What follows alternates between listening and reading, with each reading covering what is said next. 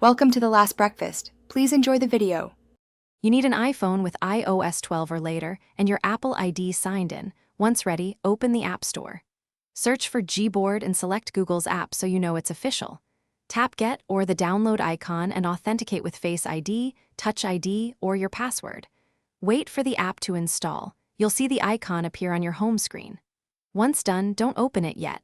Next, we'll add the keyboard to your system so apps can use it. Open Settings and navigate to General, then Keyboard, and tap Keyboards to view installed keyboards. Tap Add New Keyboard and pick Gboard from the third-party keyboards section. This registers it system-wide. Now tap Gboard in the list and toggle Allow Full Access. This enables features like glide typing, GIF search, and clipboard sync. Make sure you're comfortable with that permission.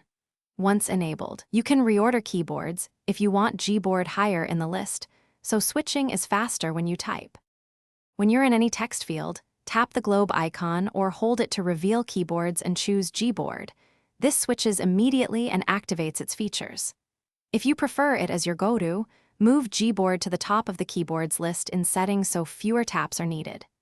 If Gboard doesn't appear, restart your iPhone, reinstall the app, and re-add the keyboard. Also verify you haven't hit the keyboard limit or restricted third-party keyboards in screen time settings. Thanks for watching. If this was helpful, leave a like and consider subscribing. See you next time.